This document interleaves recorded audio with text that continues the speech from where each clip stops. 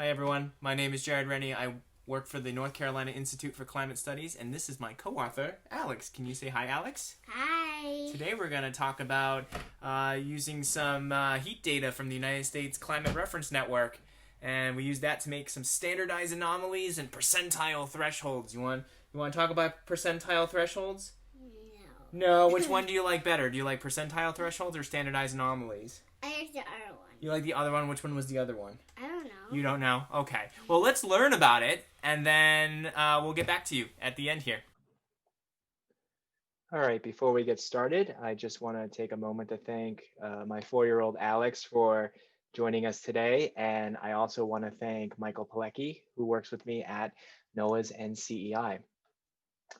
So let's talk about the United States Climate Reference Network for a second. The USCRN is a network of about 140 climate stations across the US, which includes Alaska and Hawaii.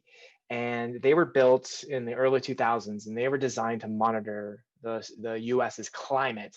So they were built in more rural areas, and they were built with triple redundancy, meaning there's at least 3 sensors for that, variables such as temperature and precipitation.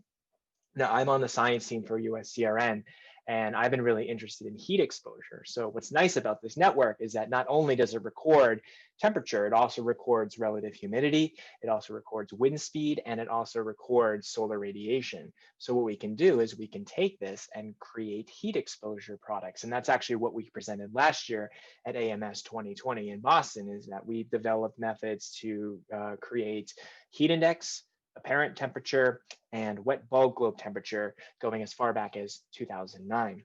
Now, I want to take just a moment to talk about wet bulb globe temperature. So it's similar to the heat index, but it does have some improvements. For example, it's assuming you're in the sun versus heat index where it's assuming you're in the shade. And again, it uses other things like wind speed. And it has become really popular in certain organizations such as OSHA and the Department of Defense, and even the National Weather Service. They've started using it. In fact, it's used in it's an experimental product in NDFD.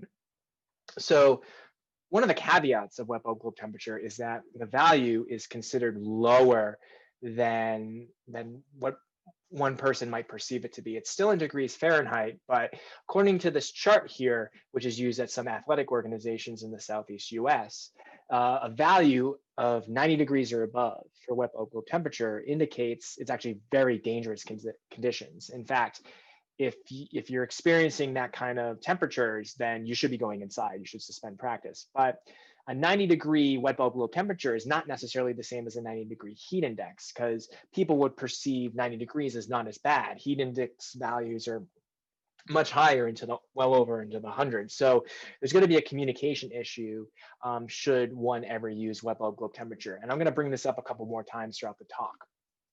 But let's talk generally about heat first. So if I tell you that it's 100 degrees outside, okay, that's hot, but how hot is it? So we need to contextualize that value against something else. So there's sort of 2 ways of doing it. The first way is the more popular way by NCEI, is that they take a departure from average or an anomaly. So you sort of create your climatology, and then you take a snapshot. In this case, November 2020, you take that snapshot and then you compare it against the climatology. So when you do that here, you can see, okay, it's much warmer than normal. Now, there's another way to do it too, is you can do sort of a threshold base, where you can take a threshold, so that it could be absolute in nature. So you can say 105 degrees Fahrenheit, let's say, or a relative threshold like a 98th percentile, which is what's done here. Now you can create some statistics off of that. And that's what this map here is on the right. It says it's the number of days in 2019 where your maximum temperature exceeded the 98th percentile. So they're both somewhat similar, but also somewhat different ways of contextualizing heat. But the important thing I want to point out here is that what you're defining as average is important. So on the left here, they're actually using 100 years worth of data, the 20th century average, to define their average. But on the right here, they're using only a 30-year period from 1981 to 2010. There's not a right way to do it, but the WMO does suggest you should have at least 30 years of data. Well, I had mentioned our heat exposure data set only goes back to 2009. So we don't have 30 years of data, we only have 10 or 11. Thankfully, this hasn't been our first rodeo when we've come across this. A few years ago, NCI developed hourly normals, and in their paper, Appelquist et al. 2012, they defined a methodology to use ASOS data, which only existed back to the 90s, and build normals off of it using a 7-day window. So and it turned out for temperature, it does a really good job because it's a spatially continuous data set. So we basically did the same exact methodology here. We calculated our distribution, and then from that 7-day window, and then once we have that, now we can calculate things like the climatological mean, the standard deviation, percentile thresholds, and then once we have those, we can also create our anomaly, which is the hourly value minus the climatology, and we can also do the standardized anomaly, which is the anomaly divided by the standard deviation. So now, not only do we have a data set of heat exposure data going back to 2009, we also have the climatologies as well. So now we can start doing some really robust analysis here. So I'm going to have two to show you today. The first is just a quick case study about the August 2020 heat that occurred out in Death Valley. As we know, there was a co-op station that recorded about 130 degrees Fahrenheit on the 16th. It's a preliminary record right now, but there is a CRN station not too far from the area. It was actually higher in elevation, so it didn't hit 130, it only hit about 125 degrees. But I wanted to take a look at that data using our heat exposure data. So on the top, again, dry bulb temperature, bottom heat index. So the first thing to note is let's focus on the blues here. So the dark blues are what happened throughout the day, and the lighter blues are the climatologies. So first thing to note is that it's much warmer than normal on this day. So the standardized anomalies, I think, were above 2. So that's pretty significant for this area. The other thing is that I have heat index on the bottom. Now, heat index is a popular variable, but not necessarily in the western part of the US, because the equation used actually has some issues with really dry cases. And in the western US, it's very dry. On this particular day, relative humidity values only hit about 10%. So as a result, your heat index is actually much lower, which can be problematic. So this is why heat index isn't exactly used across the western part of the US. But if we did wet bulb globe temperature, now you still have the issue of it being much lower. So here, wet bulb globe temperatures are about 90, but the equation used is spatially consistent and doesn't have issues with really dry conditions. So you can, in theory, use this data out west, and you could say, okay, you are above 90 degrees. That table I showed earlier said 90 degrees or above is considered dangerous. So this could be applied here and say, hey, maybe you shouldn't be outside during these conditions. Again, you're going to have the issue of these lower values, but like I said, this is spatially consistent. That could be used. Now I want to take a minute to talk about absolute thresholds versus relative thresholds. So these are two papers cited here. So on the left, this is actually what the National Weather Service uses to define heat advisories. So I want to focus on the Southeast here. And on the right are relative thresholds of wet bulb globe temperature, which Grunstein et al. 2015 actually used to help develop that table I showed earlier. So I want to focus on the Southeast, and more specifically, I want to focus on North Carolina for a second. So in the state of North Carolina, regardless of where you are, you must have a heat index of 105 degrees or higher in order to have the Weather Service issue a heat advisory for your area. So here's a map of the number of heat advisories that have occurred going as far back as 1986. Now, I live in Asheville, North Carolina, which is in the center here, Buncombe County. I was really surprised to find out that there were none, no heat advisories in the western part of the US. So I dug a little deeper using our new heat exposure product and our new climatologies. So on the top left here, this is Asheville, North Carolina. This is the USCRN station here. And we have values, we have relative values for certain months, but I want to focus on July. So the 90th percentile for July is about 88 degrees Fahrenheit.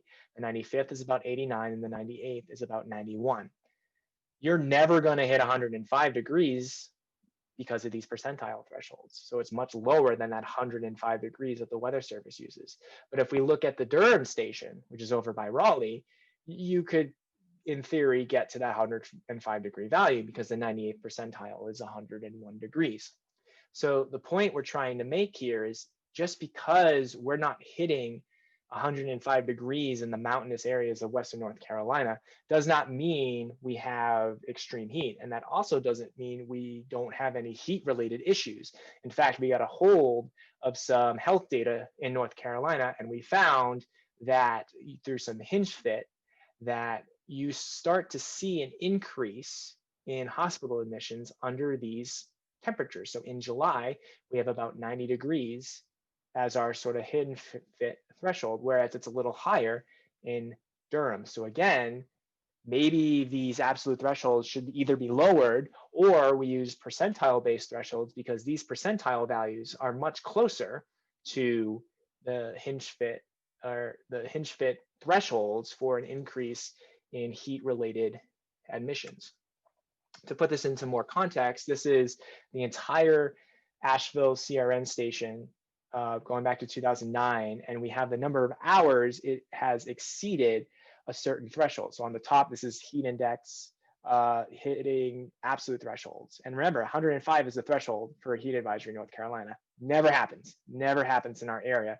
Actually, the highest we can get is about 90 to maybe 95 in some cases.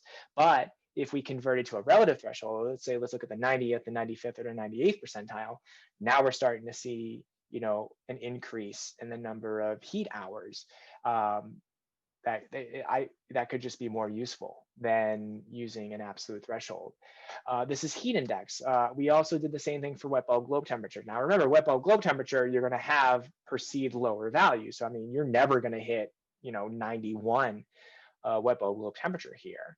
But if you did a relative threshold, 90th, 95th, and 98th, now you're starting to see a lot more cases. Now, I am picking on Asheville because that's where I live. We're in a mountainous city, but it's not just us that's experiencing this issue. This is widespread across the US. This is a particular year. This is 2012, it was one of the warmest years in the US.